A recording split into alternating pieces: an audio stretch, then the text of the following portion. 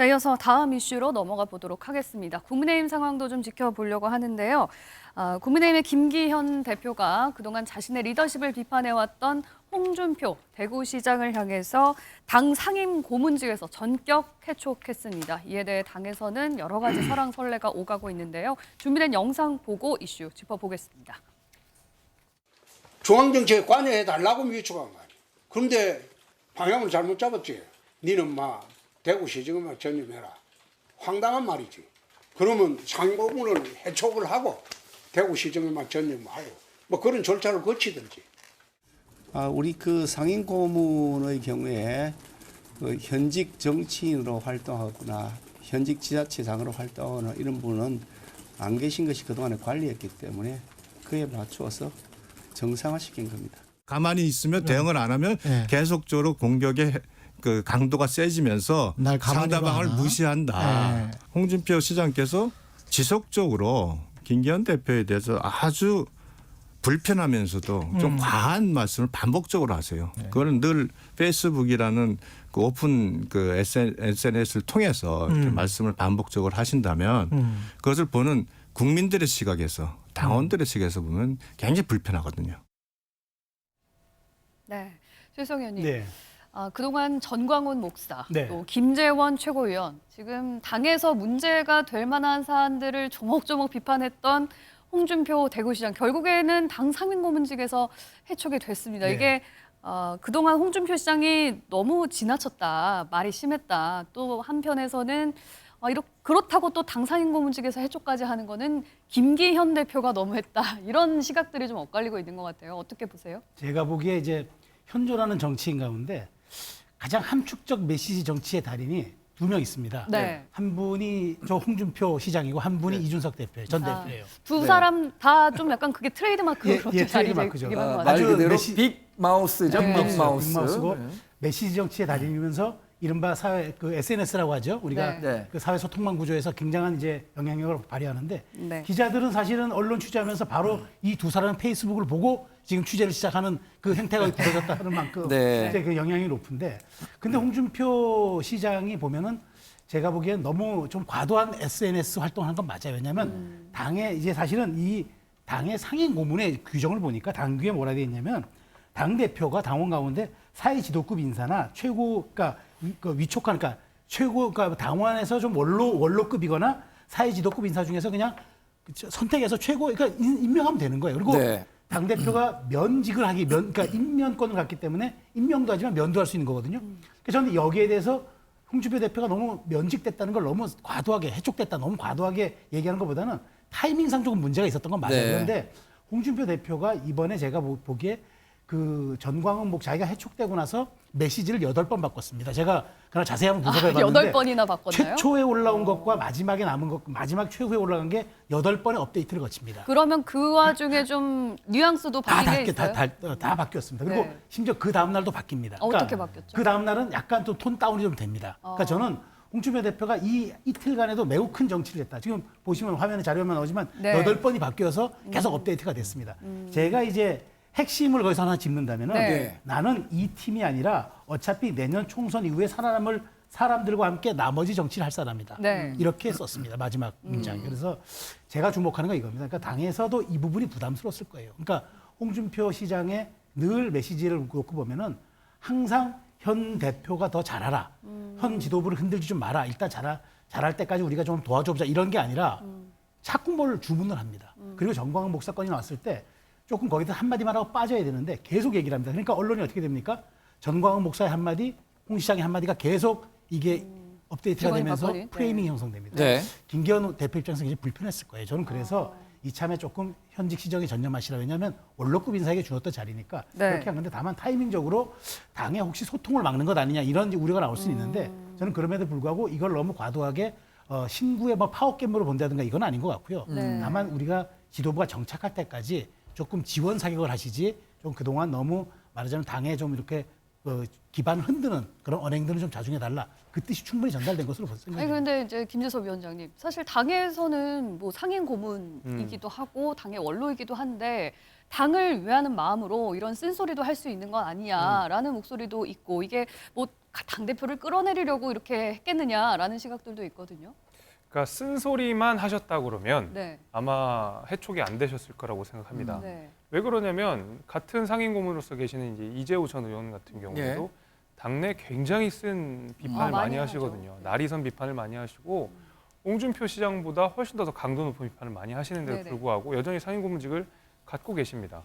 혹자는 또 이런 것도 이야기합니다. 당 대표는 원래 관례적으로 상임고문을 하는데 왜 굳이 잘라내느냐 얘기를 예. 하는데 황교안 그 전 대표 역시도 대표였음에도 불구하고 상임고문 자리를 못 받았거든요. 네. 결국 이 당 대표의 권한인데 네. 쓴소리, 그다음에 당을 흔드는 메시지 이런 것도 분명히 있었겠지만은 네. 더 중요한 것은 김기현 대표가 이야기했듯이 어떤 자격의 문제가 있습니다. 그러니까 현직 시장인 경우에 상임고문으로서 어떤 중앙 정치에 메시지를 내는 것이 부적절하다는 것 하나. 그다음에 홍준표 시장 같은 경우에는 누가 뭐래도 차기 대선의 하마평에 오르시는 분입니다. 네. 본인 스스로도 그런 것을 메시지에 담고 있고요. 그러면 본인의 자기 정치를 위해서 하는 뜻도 어느 정도는 있을 저 거다라고 분명히 보시는 그런 거예요? 것들이 있고 그런 자리가 상임고문은 아니기 때문에 네. 아마 김기현 대표가 어떤 쓴소리만 가지고 홍준표 시장을 해촉한 거라고 보이진 않고요. 이런 자격의 문제 이런 것들도 분명히 고려가 된 것으로 저는 생각이 됩니다. 네. 한민수 대변인 아마 국회 출입하시던 기자 취재 시절에는 그때는 홍준표 대구시장과 김기현 지금 당 대표가 아마 그때 당시에 원내 대표를 하고 원내 수석을 했던가요? 원내 대변인을 했던가요? 대변인 이렇게 같은 걸 했던 걸 좋은 기억합니다. 관계로 상당히 뭐 같은 영남권 의원으로서 잘 지냈던 걸로 기억하실 텐데 두 사람의 관계가 이렇게 약간 좀 감정의 골까지 생길 정도로 깊어진 이유는 뭐라고 보세요? 그러다 보니까 예. 과연 홍준표 대구시장의 해촉이 상임고문 해촉이 김기현 당대표의 뜻이겠느냐 이런 얘기들이 나오는 거죠. 그래서 뭐 그 얘기도 앞으로 나누겠습니다만 네. 저는 그렇지 않고 만약에 김기현 당대표가 예전에 뭐 좋았던 관계인데 지금은 뭐 멀어졌기 때문에 해촉시키고 그러진 않았을 거예요. 하지만 그 대선 후보를 두 번이나 지내시고 당대표를 하고 정말 어찌 되면 지금 국민의힘의 산 증인 같은 거물 정치인인데 말을 하지 말라고 해촉을 시켰어요. 예. 저는 김기현 대표가 제왕조 총재의 힘도 갖지 못하신 분인데 저런 거 보면 좀 심하다는 생각. 그리고 지금 결국은 긁어서 부스럼을 만들어 놨는데 이게 앞으로도 두고두고 그 좀 후폭풍이 되고 내용이 되는 상황이 될 수 있습니다. 네. 왜냐하면 한번 보십시오. 홍준표 대구시장이 여러 말씀을 하는데 쓴소리 많이 하죠. 예. 그 쓴소리 저는 이번에 보니까 옳은 소리를 했어요. 쓰지만 옳았어요. 제가 볼 때. 상대당에서 보시기에는 아니, 오히려 일반 이게 국민들 옳은 볼 때도 소리였다. 옳았습니다. 왜냐하면 네. 그렇지 않습니까? 정광훈 목사 같은 분 극우 성향의 목사하고 단절해야 우리 당이 중도로 확장할 수 있다. 그거 부인하거나 받아들이지 않으면 안 되죠. 예. 김재원 최고위원은 막말 시리즈 했잖아요. 근데 만약에 김재원 최고위원이 처음 막말했을 때 홍준표 시장처럼 요구하는 빨리 강하게 징계를 하고 경고를 해라. 네. 그거 했다면 김재원, 태영호, 조수진 그냥 다 징계하면 지금 제가 볼 때는 여당 지도부 붕괴되게 생겼어요. 그런 상황까지 왔는데 네. 이걸 받아들였으면 어땠을까요? 근데 이런 얘기를 하신 분을 앞으로 말하지 마라. 우리 당은 지금부터 국민의힘은 단일 목소리, 단일 소리만 내야 된다고 그마저 입을 막아버렸습니다. 그러면 제가 볼 때 당원 100% 룰까지 바꿔서 대표를 뽑았어요. 열성 당원들의 목소리는 커졌습니다. 네. 근데 국민의힘 내에서 중도적이고 합리적인 목소리는 다 줄어들었어요. 이준석 대표 쫓아냈죠. 유승민 대표 못 나오게 했죠. 나경원 대표 못 나오게 했죠. 이런 과정들을 우리 국민들이 다 보고 있었어요. 근데 결국은 옳은 소리하고 쓴 소리 한다고 이제 대구시장까지 해촉시켜서 입을 막아놨다. 이건 상당히 좋지 못한 영향을 미칠 거다. 네. 이런 생각이 듭니다. 지금 얘기하신 게 이런 겁니다. 그러니까 홍준표 대구시장이 MBC 100분 토론인가요? 거기서 나와서 유시민 노무현재단 이사장하고 토론하는 과정에서 윤석열 대통령에 대해서 정치 초보를 뽑아놔서 뭐 3김 정도의 협상력을 요구하는 거 말이 안 된다. 이런 식으로 얘기를 했던 게 그게 홍준표 대구시장에 대해서 대통령실이 좀 불쾌하게 받아들였던 것 아니냐. 그게 해촉 과정에서 영향을 미쳤던 것 아니냐라고 이제 이준석 전 대표가 제기를 했어요. 그런데 뭐 당에서나 대통령실에서 전혀 그런 분위기는 아니다라고 얘기를 하고 있습니다만 차재현 의원님은 그 내용은 어떻게 보셨습니까? 뭐 상당히 뭐 합리적인 추측이다고 많은 사람들이 생각할 것 같아요. 사실 뭐 지금 윤석열 대통령에 대해서 사실 이렇게 정치력을 이렇게 평가할 수 있는 사람이 공개적으로 예. 여당 내에 인물이 누가 있을까요? 홍준표 대구시장 말고 과연 있을까요? 그런 측면에서 본다고 한다면 아마 지금 이 이야기를 들은 뭐 윤석열 대통령이나 대통령실 입장에서는 상당히 조금 심경이 불편할 수 있겠죠. 그렇다고 해서 지금 당 상임 고문직을 해축시켜라고까지 저는 했을 가능성은 없다고 봅니다. 사실 뭐 예. 지금 이 홍준표 시장의 이러한 여러 가지 쓴소리가 상임 고문직을 해촉한다고 해서 가면 그 홍 시장이 아이고 뜨거라 이래서 그걸 지금 입을 닫을까요? 전혀 예. 그렇지 않잖아요. 그 오히려 후폭풍이 더 커질 거라는 것은 삼척동자도 알 수 있는 일인데 왜 그걸 지시를 했겠습니까?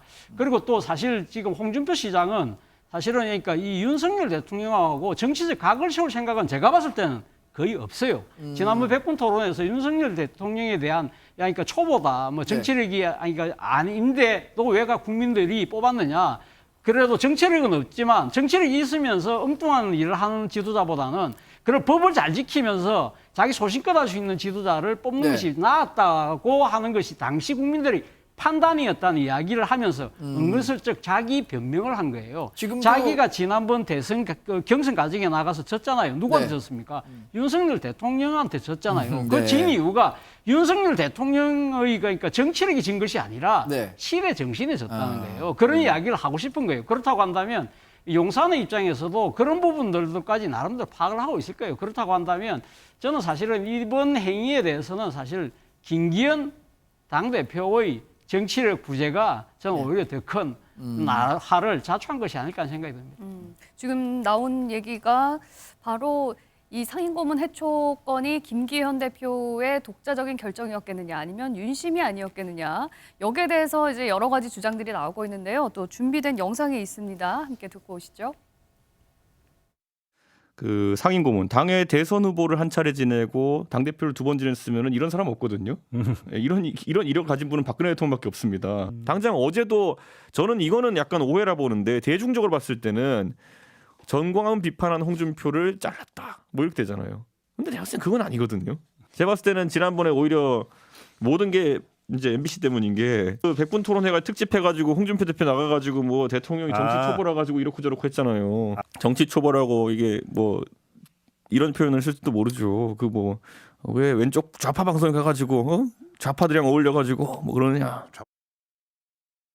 네, 이준석 전 대표의 생각을 듣고 오셨는데요. 김재섭 위원장님, 또 들리는 얘기로는 김기현 대표의 성향상 굉장히 좀 중립적이고 협상가적인 스타일이기 때문에 이런 해촉 같은 강한 징계 이런 것들을 혼자서 결정하지는 않았을 거다. 이거 대통령의 생각이었을 거다. 이런 얘기들도 나오고 있어요.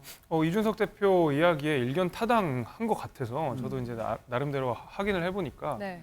어떤 대통령실과의 교통을 통해서 교감을 통해서 이루어진 결정은 아니라고 그럽니다. 어떤 맥락이 있냐면 사실 김기현 대표는 그 국민의힘이라는 큰 배를 운영하는 데 있어서 여러 가지 암초들이 있었거든요. 그동안 네. 계속 국민의힘이 거의 1년간을 뭐 한 반년 이상을 비대위 체제로 운영을 하면서 어떤 국정 주도력을 상당히 잃어버린 부분들이 있습니다. 네. 그 가운데서 김기현 대표는 리더십이 뭐 강하지 않다, 강단이 없다, 뭐 대통령실에 어떤 뭐 호출에 응답한다 이런 여러 가지 비판들이 있는 가운데서도 네. 당을 추스리고 내년 내 당장 총선을 치러야 되거든요. 네. 그런 가운데서 예를 들면 홍준표 시장이 이런저런 쓴소리를 하고 여기저기 쓴소리를 하고 있는 상황에서 당의 기강을 잡는 것에 대해서 굉장히 최근에 고심이 많았다고 합니다. 예. 저는 그런 의미에서 아마 여러 가지 리더십 난관 속에서 당을 흔들거나 아니면 지도부를 흔들 수 있는 메시지에 대해서는 네. 건전한 비판이 아니라 정말 말 그대로 음모론식 비판이거나 흔들기 위한 흔들기의 비판인 경우에는 그냥 볼 수는 없다라는 정치적 판단이 있었던 걸로 보이고요. 예. 그것은 대통령실과의 결정은 완전히 무관한 내용으로 제가 알고 있습니다. 저는 그런 의미에서 단순히 지금 홍준표 시장의 해촉뿐만이 아니라 네. 뭐 김재원 최고위원의 어떤 이딴 실언도 있었고요. 조수진 의원의 발언도 있었고요. 네. 이런 것들에 대한 차근차근 징계 내지는 경고가 후속 예. 조치로서 계속 이루어질 것이고 아마 그것들을 보게 되면 이것이 단순히 뭐 대통령실의 호출에 의해서 이루어진 결정이 아니구나라는 것을 아마 국민들께서 곧 아시게 되지 않을까 생각합니다. 네. 최석 의원님께서는 앞서서 이제 홍준표 시장의 그런 빅마우스 네, 네. 트레이드마크 말씀을 해주셨는데 어떻게 보면 당 상임 고문에서 해촉이 되면서 재갈이 물렸다고 봐야 될까요? 그것 때문에 홍준표 시장이 앞으로는 당에 대한 쓴소리를 이제 안 할지 그 스타일을 아니면 계속 고수해 나갈지 네. 전망을 해보자면 저는 후자, 그러니까 제가 말씀하신 걸 놓고 보면은 첫날 표현을 보면은 그렇다고 내 입에 재갈을 물리면 안 할 것 같아요. 이렇게 반응했는데 그 다음 날 어제 기분 나빴던 일 불쾌한 각오를 묻겠다. 네. 나 밟고 가라. 기꺼이 밑거름 되겠지만 버릇 버릴 수 있을지라고 이제 약간은 뉘앙스를 한 발 남겼는데 좀 물러선 거예요. 한 발 물러선 거예요. 그러니까 본인도 알았던 거예요. 그러니까 이게 본인도 생각했겠죠. 당의 주류에서 이렇게 봤을 겁니다. 홍 시장님 앞으로 정말 그 나중에라도 우리 당의 대권 후보 하시지 않겠습니까? 네. 우리 당의 기반과 이렇게 주류를 흔들어 놓고 되실 수 있을까요?라는 그런 물음도 직면했을 거예요. 그러니까 자신의 정치적 미래를 네. 고려하지 않을 수 없는. 그렇죠. 네. 그렇게 그래서 이 당이 형해화되거나 혹은 세가 약해지면 그럼 온 당이 누구 책임입니까?라고 이제 했던 거니까 알았다. 그러면서 그렇다면 내가 앞으로는 할 말 안 할 말 고려해서 하겠다라고 얘기해서 기꺼이 밑거름 되겠지만 나 밟고 가라 이렇게 표현을 쓴 거라고 보고요. 하루 사이에 달라진 것은 아마 이런 저런 주변의 지인들의 얘기도 작용됐을 겁니다. 그러니까 네. 당이 건강하게 새로 태어나게끔 조력과 조언하는 것이 필요하지 이 당이 망가져버리면 그 망가진 당을 누가 수습하겠느냐. 그리고 당신도 이 당의 대권 후보가 될 것 아니겠느냐. 네. 이런 것들 때문에 아마 좀 로우키, 낮은 자세로 가는 쪽으로 좀 전환했고 앞으로는 쓴소리를 하더라도 조금 좀 이른바 상황, 시간 맞는 어떤 TMO를 좀 눈치를 보면서 보게 되겠죠. 어쩌면 김기현 당대표가 네. 이쯤에서 그만하시죠. 이런 어떤 물밑 정지 작업이라든가 뭐 사전에 전화를 했다거나 뭐 이럴 가능성도 뭐 저희가 이제 생각해 볼 수 있을 거 아닙니까? 김재원 최고위원과 김기현 대표요. 네. 김기현 대표께서 그렇죠. 그 정도라면 물밑 정치력을 발휘하셨고 저는 얼마 전에 그 당 최고, 그러니까 당의 원로회에 있었지 않습니까? 네. 중진회의에서 네. 그런 부분들을 얘기했을 거예요. 당의 화합 혹은 또 당의 결단, 대표 결단 얘기했기 때문에 그 두 가지를 다 말씀하신 것처럼 그 이른바 강원 측면에서 아마 정치력을 발휘했을 가능성도 있다라고 평가하겠습니다. 네. 네. 이 홍준표 대구시장에 대한 상임고문 해촉 이게 이제 국민의힘의 이슈가 됐었는데 또 한 명의 어떤 뭐 지금 징계위원회가 어쩌면 이 김재원 최고위원에 대해서 열릴지도 모른다라는 보도가 계속 나오고 있죠. 이와 관련해서 김재원 최고위원은 발언에 문제가 됐었던 이제 5.18 광주 민주화 묘지를 찾기도 했습니다. 관련한 내용 한번 살펴보도록 할까요? 네. 어제 광주를 찾아서 뒤늦게 사과를 하기도 했는데요. 한민수 대변인님. 네. 뒤늦은 사과이긴 했습니다만 어떻게 들으셨는지요? 일단 뭐 저는 사과하는 모습 자체는 뭐 나쁘다고 볼 수는 없죠. 사과해야 되고 근데 다만 김재원 최고위원은 진정성을 네. 믿을 수 있도록 보여줘야 된다고 생각합니다. 왜냐하면 저는 뭐 그저 현장에 없었습니다만은 저 모습을 보는 많은 광주 시민이랄지 네. 아니면 정말 그 김재원 의원 같은 망언 역사를 부정하지 않습니까? 그런 거에 대한 못마땅해 하는 우리 국민의 입장에 보면은 저는 자꾸 그 장면이 떠올라요. 정말 국민의힘이 바뀌었구나 하고 바뀌겠구나 느꼈던 거는 저는 김종인 그 노령의 비대위원장께서 광주 5.18 묘역에 가서 무릎을 꿇었어요. 예. 그러고 아무에게도 알리지 않고 무릎 꿇고 사과를 합니다. 정말 진정스럽게 느꼈거든요. 그리고 또 이준석 대표라는 분이 와서 그 광주 호남의 민심을 안겠다고 계속 방문을 하고 정책을 듣고 그럽니다. 네. 그게 지금의 윤석열 대통령의 집권에도 상당한 도움이 됐을 거예요. 네. 그런데도 불구하고 새 지도부가 꾸려지자마자 대통령 공약까지도 반대하고 5.18을 또 폄하하고 극우 목사님과 만나서 무슨 조상묘를 파더라도 무슨 뭐 선거에 도움만 되면 네. 그런 말씀이 다 남아있기 때문에 저렇게 한번 갔다고 해서 마음이 다 풀어지지는 않습니다. 네. 그리고 본인이 진짜 반성한다면은 거기에 합당한 뭔가 거기에 대한 책임을 좀 지는 게 맞지 네. 않겠나 이런 생각을 해보기 때문에 네. 뭐 좀 전에 말씀 나왔습니다만 김기현 대표가 옳은 말 하던 쓴소리지만 그 홍준표 대구시장을 해촉을 했으니 징계한 거 아닙니까? 그럼 나머지 최고위원들을 또 어떻게 하는지 이런 것도 네. 지켜볼 필요가 있을 것 같습니다. 네. 그래서 차재현 의원님, 그래서 이제 그 김재원 최고위원 같은 경우는 일종의 개인적으로는 좀 위기의식을 좀 갖고 있을 것 같아요. 당연하죠. 그러니까 당에서 윤리위원회, 지금 윤리위원장을 새로 선임했고, 일각 보도를 보면은 대통령실에서 김재원 최고위원이 했었던 발언들에 대해서 상당한 문제의식을 갖고 있다. 네. 이렇게 얘기를 하고 있고요. 그러니까 김 최고위원으로서도 뭘 좀 보여줘야겠다라는 생각을 했을 것 저는 바로 그 때문에 그러니까 5.18 묘지를 간 것이 아닐까 하는 생각이 듭니다. 본인이 진짜 자신의 발언에 대해서 사과를 하려고 했다고 한다면 사실 처음 발언을 내뱉고 난 뒤에 문제가 생길 때 바로 그 직후에 바로 내려갔어야죠. 그런데 어디로 갔습니까? 미국 가서 정강훈 목사가 우파 통일했다고 오히려 더 부추겼잖아요. 그런 걸 보면 본인이 뭐 결국은 지금 간 것은 정치적 위기에 내몰렸기 때문에 이걸 돌파하기 위한 하나의 정치적인 몸짓이 아니냐.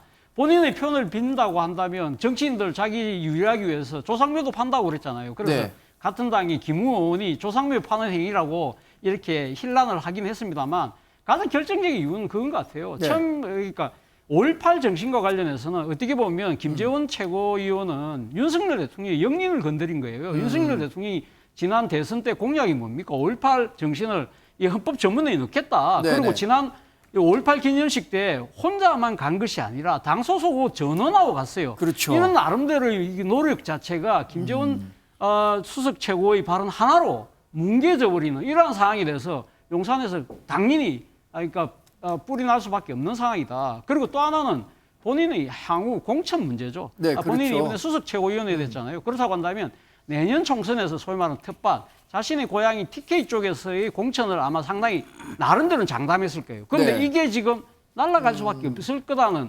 위기의식 때문에라도 갔을 가능성이 높다. 그렇다고 하면 향후 이 진정성은 우리가 의심하는 걸 갖다가 이걸 드러내기 위해서는 더 많은 노력이 저는 필요하다는 생각이 듭니다. 앞서 한민수 대변인님께서 말씀해 주시기를 홍준표 시장도 해촉을 했는데 김재원 최고위원도 강하게 징계해야 되는 거 아니냐라고 말씀을 해주셨어요. 당내에서마저도 좀 강한 징계를 요구하는 목소리가 나오고 있는 것 같은데 어떤 징계를 예상할 수 있을까요?